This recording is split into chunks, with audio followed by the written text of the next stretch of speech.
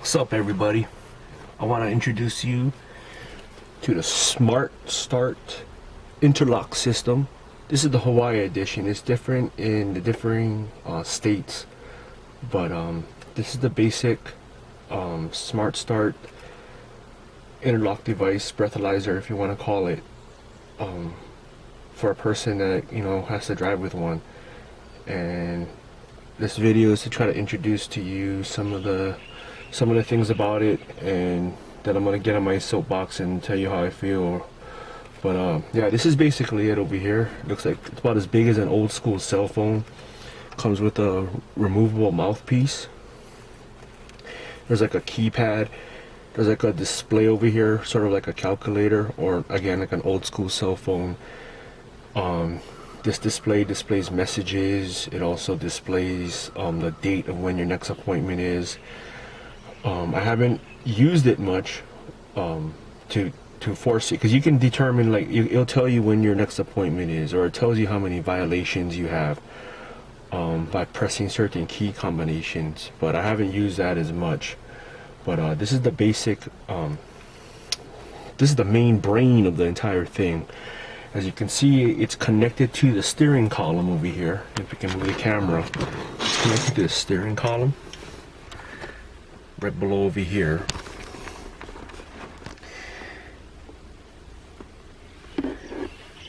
And then it also,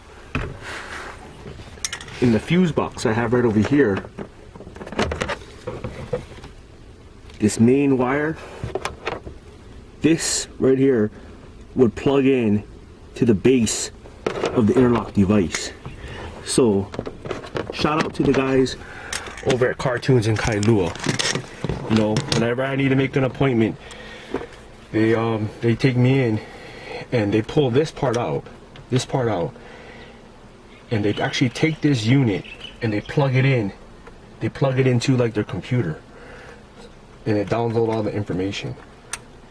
So there's a lot of wires, and also there's tamper-proof tape that are on top of the wire. So if you have the great idea of trying to like take off the wires, don't do it, because those wires, they'll know. I highly recommend, if you do have to get the interlock device, go to Cartoons. They're quick, they're fast, they don't waste time. I know there's some other vendors out there, but I can call them up the day before my due date, tell them I'm going to come in at a certain time, and boom, I'm there for 10-15 minutes. I probably spend more time talking story with the guys over there.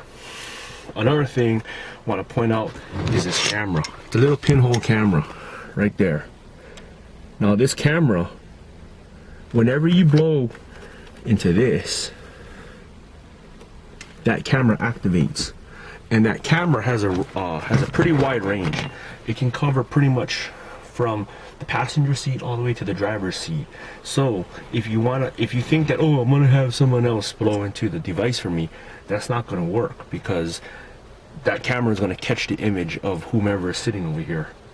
Also, when you get randomly retested throughout the duration when you're driving, that camera will also take an image of whomever is sitting in the front seat area.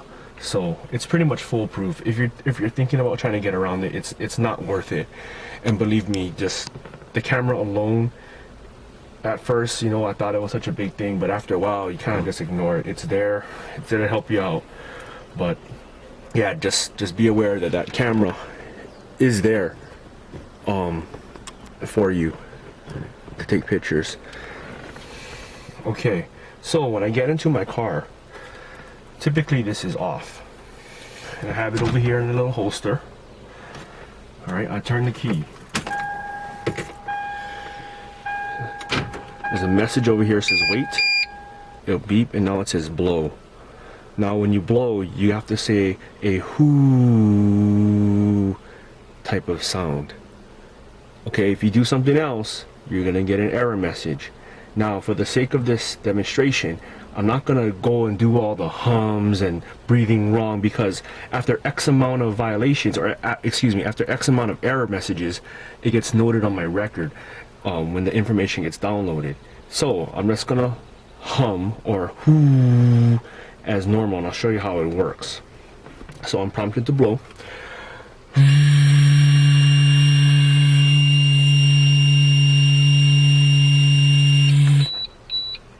It analyzes. It says I pass. I can start my car. So my car is started. And that's pretty much it. That's pretty much it. Now, just a few things I want you to notice. This is version 0.6.97.014. The reason why I'm bringing this up is because when I first got the device, I had version 6.7. This is, excuse me, 6. Yeah, it was actually a later version. This is a different version. And this particular version randomly tests me way more often than the old one that I had. For example, I would pull out of my garage. I live in Kaneohe. I would need to go to Mililani. I would blow, start my car, and head off to H3. Right around the stadium, I would be prompted for a retest, in which they tell you you're supposed to pull onto the side of the road and blow, but instead, you'll learn how to blow and drive at the same time. But yeah, every single time it would prompt me just around the stadium area when I'm driving to Mililani from Kaneohe. Then they put this new head on it and this different version, but I've noticed that it's way more random. I work at Ala Moana, and on the way home I would get buzzed for a retest approximately right by the Ward Avenue overpass, but now I'm getting retested as I exit my parking garage, not even after 2 or 3 minutes of driving. Same thing coming from Kaneohe. I can get buzzed. I live in Kaneohe by Winter Mall. By Burger King, I get buzzed to do a retest. So it's very, very inconsistent, and that's something that probably you need to take a look at. Also, this newer version, it's a lot more sensitive. During the month duration, I was averaging 6 to 8 error hums, like I'm blowing too hard, I'm blowing too soft, or I'm cutting my hum too short. But now I have over 20. It's because of this new device. I don't know what the difference is, but I deal with it. So like, I'm just parked in my driveway right now. I started the car, but after so many minutes it's going to prompt me to do a retest, and then I have 6 minutes to do the retest. So it's probably not going to buzz right now, but when that buzzer comes, there's going to be a clock in the display here, and 6 minutes is actually a lot of time. I haven't had a problem with blowing and driving at the same time. In fact, I'm waiting for the day that a cop is going to bust me for thinking that this is a cell phone, because it looks like a cell phone. Some of the other things that you need to be aware of, I'm just going to kill the engine, is, oh yeah, when I kill the engine, you see that? It gives you a 2-minute grace period. So you have 2 minutes to actually restart your car. So right now, I could restart my car. Just like so.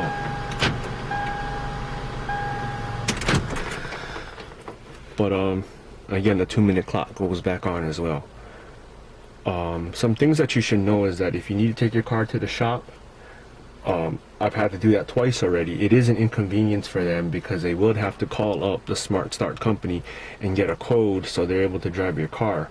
I've actually been told, and I've actually had the experience, I need to get new tires at Costco, and they actually had me drive the car onto the lift and had me drive the car off the lift.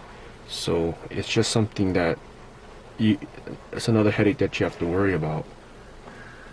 Another thing that you have to worry about is the fact that there might be a slight delay when you're getting out of your car or getting into your car. Like, you're parking at the mall, people want your parking stall, you're gonna have to blow first. Typically it is a little bit of shame and embarrassment, but I kind of stay low and I just blow into it, and that's pretty much it. Kind of gotten used to that as well. My lifestyle has changed. I like to go to UH events, I like to go to UH sports. I typically don't drive to these events anymore. I usually catch a ride. I've saved a lot of money on gasoline, but it is a major inconvenience on those people that have to drive me. So it is $90 a month whenever I go to Cartoons. It did cost me to install, and yeah, it does make me think a little bit differently about drinking and driving. But the one thing I have to wonder is, do the people that really need this actually have it? Because I can guarantee you there's other people out there on those roads that are driving without a license, or they don't want to spend the $9 a month, so they don't want to get this thing installed.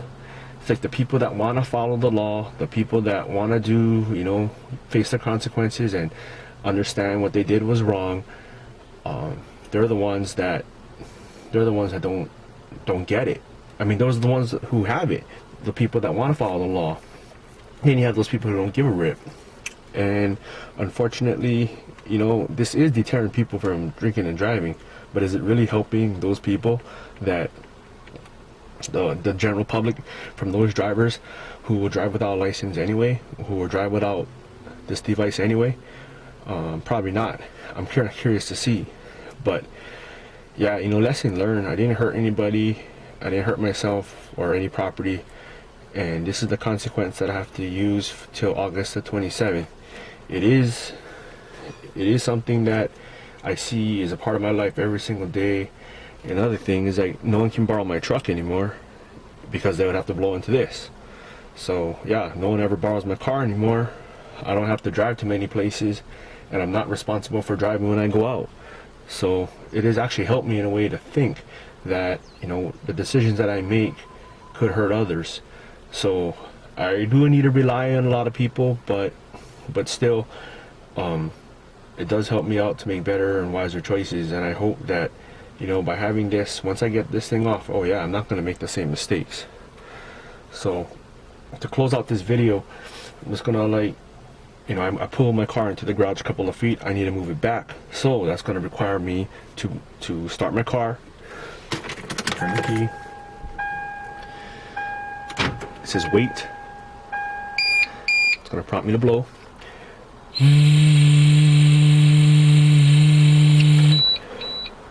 Analyzing. Pass. Put it back on the holster. Start my car. Lesson learned, people. Do not drink and drive, or else you'll have this Interlock device installed in your car, and believe me, you don't want it.